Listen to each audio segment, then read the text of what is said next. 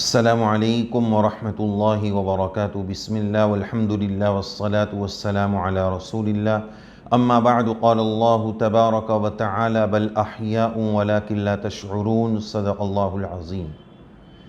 روتے ہیں جو منکر ہے حیات شہداء کے، روتے ہیں جو منکر ہے حیات شہداء کے، ہم زندہ جاوید کا ماتم نہیں کرتے ہیں۔ روتے ہیں جو منکر ہے حیات شہداء کے، ہم زندہ جاوید کا ماتم نہیں کرتے ہیں۔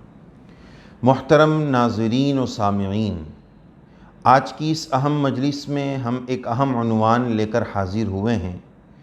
محرم الحرام اسلامی کیلنڈر کے پہلے مہینے میں دنیا بھر کے بہت سارے مقامات پر ایمان والوں کی طرف نسبت رکھنے والی ایک بڑی تعداد ماتم کرنا، سینہ کوبی کرنا، گریبان چاک کرنا، تھپڑ مارنا، زنجیر زنی کرنا، اپنے آپ کو زخمی کرنا، اس طرح کی بہت ساری چیزیں محرم الحرام میں ہوتی ہے۔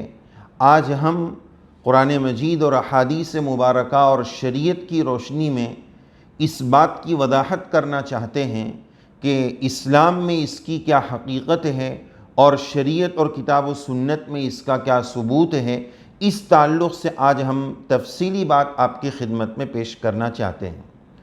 اپنی بات شروع کرنے سے پہلے سب سے پہلے اس بات کی وضاحت ضروری ہے کہ جناب محمد الرسول اللہ صلی اللہ علیہ وسلم کی ذات اقدس کی محبت اور اہل بیت کی محبت ہمارے ایمان کا حصہ ہے، یا ہمارے ایمان کی جان ہے۔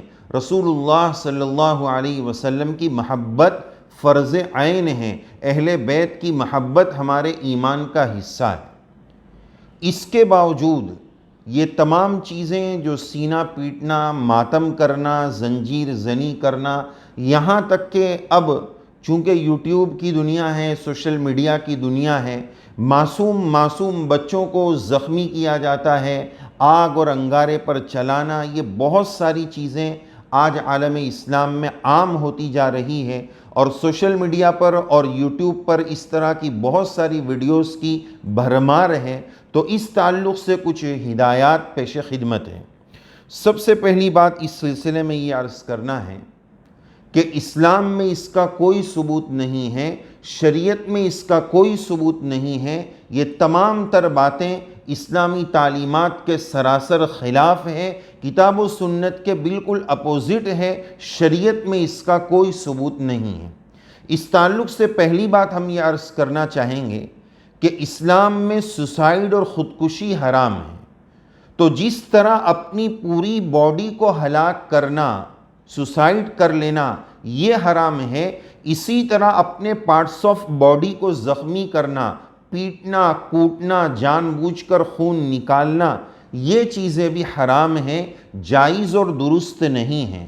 کوئی آبجیکشن کے طور پر یہ کہہ سکتا ہے کہ میری جان ہے، میری ذات ہے، میں جو چاہے وہ کروں۔ نہیں، یہ میری ذات، میری جان نہیں ہے، یہ میری جان مجھے اللہ تعالیٰ کی دی ہوئی امانت ہے۔ اگر میں ایسی کوئی حرکت کرتا ہوں، خودکشی کرتا ہوں یا پارٹس آف باڈی کو زخمی کرتا ہوں، تو اللہ تعالیٰ کی دی ہوئی امانت میں خیانت کرتا ہوں، جو بالکل درست نہیں ہے۔ ان اللہ لا يحب الخائنین، اللہ تعالیٰ خیانت کرنے والوں کو پسند نہیں فرماتے ہیں۔ تو پہلی بات یہ ہو گئی کہ یہ خیانت ہے، پارٹس آف باڈی اللہ کی امانت ہے، مجھے کوئی رائٹ اور اختیار نہیں ہے کہ ہم اس کو زخمی کریں۔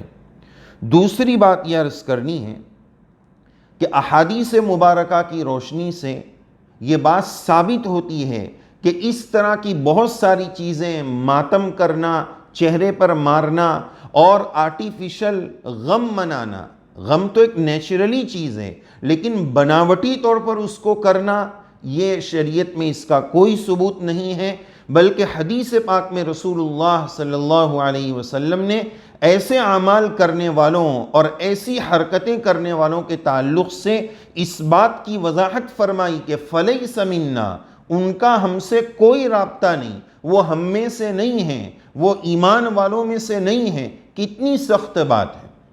تیسری بات کہ قرآن مجید میں اللہ تعالیٰ نے 4 مہینوں کے بارے میں بتایا کہ یہ حرمت والے، رسپیکٹ والے، احترام والے ہیں۔ فَلَا تَظْلِمُوا فِيهِنَّ أَنفُسَكُمْ، ان عزت والے مہینوں میں اپنی جانوں پر ظلم مت کرو۔ اور قرآن مجید میں رب کریم نے یہ بھی بتایا کہ ان الشرک لظلم عظیم، شرک بہت بڑا گناہ ہے، بڑا ظلم ہے۔ پتہ یہ چلا کہ معصیت اور گناہ اور اللہ تعالیٰ کی نافرمانی یہ بہت بڑا ظلم ہے۔ تو اتنا مبارک مہینہ جو قابل احترام ہے، عزت کے قابل ہے، اس میں ہم معصیت کریں، گناہ کریں، اللہ تعالیٰ کی نافرمانی کریں، رسول اللہ صلی اللہ علیہ وسلم کے حکم کو توڑیں، یہ فَلَا تَظْلِمُوا فِيهِنَّ أَنفُسَكُمْ اس کے خلاف ہے۔ گویا اس مبارک مہینے میں اللہ تعالیٰ تو یہ فرما رہے اپنی جانوں پر ظلم مت کرو، اور ہم گناہ کر کے اپنے آپ کو زخمی کر کے اور اپنی جانوں پر ظلم کر رہے ہیں۔ اگلی بات، چوتھی بات، ایک کامن سینس کے ساتھ ذرا برابر جو ہے دل میں کوئی اور بات رکھے بغیر انصاف کے ساتھ ذرا کوئی سوچیں کہ 10 محرم الحرام کو شریعت نے ہمیں کیا حکم دیا ہے؟ روزہ رکھنے کا حکم دیا ہے۔ 1 سال کے گناہ معاف ہوتے ہیں، اس کے ساتھ 9 یا 11 کا روزہ ملانا ہے۔ بہت دھیان سے اور ٹھنڈے دماغ سے اس بات کو محترم آپ سنیں، توجہ فرمائیں کہ 10 محرم کو شریعت نے روزہ رکھنے کا حکم دیا ہے، اور یہ رسول اللہ صلی اللہ علیہ وسلم سے ثابت ہے۔ اور سرکار نبی کریم علیہ السلام کو حضرت حسین رضی اللہ عنہ کی اس دردناک، کربناک، المناک شہادت کی اطلاع پہلے سے دے دی گئی تھی، سرکار کو اس بات کا علم تھا، پھر بھی اس دن 10 محرم کو آپ صلی اللہ علیہ وسلم نے روزہ رکھنے کی فضیلت بتائی۔ ذرا ایک بات ہم بتائیں کہ کیا رمضان کے روزے کے وقت میں، دن میں، ہم کسی وقت باہر نکل کر ادھم پچھاڑ مچاتے ہیں؟ نکلتے نہیں، ظہر تک تو نکل ہی نہیں پاتے ہیں، ظہر تک تو جو ہے گھر ہی میں رہتے ہیں۔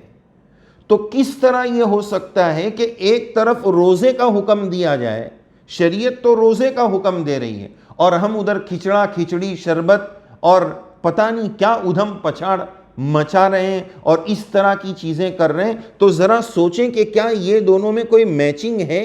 کیا یہ چیزیں شریعت کا حصہ ہو سکتی ہے؟ روزہ اور یہ دونوں باتیں جمع ہو سکتی ہے؟ تھوڑا سوچنے والی بات ہے کہ ایک طرف تو شریعت ہمیں روزے کا حکم دے رہی ہے، اس کے ساتھ یہ باتیں کیسے جمع ہو سکتی؟ اگلی بات، 5ویں بات یہ عرض کرنی ہے جو بڑی اہم ہے، جس سے سمجھ میں آتا ہے کہ یہ تمام حرکتیں، یہ ماتم، یہ سینہ پیٹنا، یہ اپنے آپ کو زخمی کرنا، یہ زنجیر زنی، ان تمام چیزوں کا اسلام سے کوئی تعلق نہیں۔ اس کی 5ویں دلیل یہ سمجھیں کہ اسلام بڑا پرکشش اور ایٹریکٹ کرنے والا، لبھانے والا، اپنی طرف مائل کرنے والا، اس میں مقناطیسی لوئی چمک کی طاقت ہے کہ دل اس کی طرف خود بخود کھینچے چلے جاتے ہیں، میگنیٹ کی کشش اس کے اندر ہے کہ لوگ جوق در جوق اسلام کی طرف آتے ہیں۔ اچھے اخلاق ہو، عبادتیں ہوں، وہ اسلام کی تعلیمات اس قدر حسین ہیں کہ اگر صحیح اسلامی تعلیمات پر عمل کیا جائے تو کچھ بولنے کی انشاءاللہ ضرورت نہیں پیش آئے گی، خود بخود لوگ ایمان کی طرف آئیں گے۔ آج اس کی کمی اس وجہ سے ہے کہ ہمارے اندر وہ اسلامی اعمال، وہ اسلامی اخلاق، وہ کردار، وہ رول ماڈل ہم نہیں رہے کہ لوگ ہم کو دیکھ کر اسلام کی طرف آئیں۔ ورنہ اصل اسلام تو وہ ہے کہ اس میں اتنی کشش اور جاذبیت ہے کہ لوگ کھینچے کھینچے اسلام کی طرف آ جائیں۔ ذرا ٹھنڈے دماغ سے آپ کی خدمت میں ایک سوال ہے، اس کا جواب ذرا بتائیں کہ اگر کوئی جدید الاسلام، اسلام کی طرف کوئی آنا چاہ رہا ہے، کیا یہ ماتم کے منظر، یہ سینہ کوبی، یہ زنجیر زنی، یہ اپنے آپ کو زخمی کرنا، خون نکالنا، اس طرح کے منظر کو دیکھ کر کیا کوئی اسلام میں آئے گا؟ اسلام کی تعلیم تو اس قدر حسین ہے کہ وہ لوگوں کو اسلام کی طرف آنے پر مجبور کریں۔ ذرا ہم خود بتائیں کہ ایسی کوئی چیز دیکھ کر کیا کبھی کوئی اسلام کی طرف آئے گا؟ وہ تو پریشان ہو جائے گا کہ جب اتنی سختیاں اسلام میں ہیں اور اپنے آپ کو زخمی کرنا، خون نکالنا، یہ سب چیزیں اگر اسلام میں ہیں تو وہ کیسے اسلام کی طرف آئے گا؟ تو یہ ہمارا عمل لوگوں کو اسلام سے نفرت دلانے کا ذریعہ بنے گا۔ لوگ سمجھیں گے یہ کیا اسلام ہے۔ اور افسوس تو ان لوگوں پر بھی ہے جو ماتم دیکھنے کے نام پر بھیڑ مچاتے ہیں اور بھیڑ لگا دیتے ہیں، راستے بلاک کر دیتے ہیں، لوگوں کی تکلیف کا ذریعہ بنتے ہیں۔ کوئی ایمرجنسی حالت میں ہے، کوئی لیڈی پریگننٹ ہے، ہاسپٹل اس کو لے جایا جا رہا ہے، کوئی دردی اور پیشنٹ سخت بیمار ہے، اس کو ہاسپٹلائز کرنا ہے، ہم نے روڈ جام کیے ہوئے ہیں۔ کیا یہی اسلام ہے کہ کسی ضرورت مند کا راستہ روک دیا جائے اور ہم دیکھنے والے دیکھ کر وہاں بھیڑ جمع کر کے ان گناہ کرنے والوں کے تماشائی بن کر، ان کے گناہ میں پورے مددگار بن کر ہم بھی گنہگار بن جائیں؟ یہ کہاں کی عقل مندی ہے؟ تو ان پانچوں باتوں سے صاف کلیئر ہوتا ہے کہ ماتم کی اسلام میں کوئی جگہ نہیں ہے، شریعت میں اس کا کوئی حصہ نہیں ہے۔ اگر کوئی یوں کہے کہ اہل بیت پر ظلم ہوا ہے، اس ظلم کی وجہ سے ہم ماتم کرتے ہیں، تو ایک جواب یہ ہے کہ سید الشہداء حضرت حمزہ رضی اللہ عنہ، وہاں پر بھی ظلم ہوا ہے۔ حضرت عثمان غنی رضی اللہ عنہ، ان کی بھی دردناک کربناک شہادت ہوئی ہے۔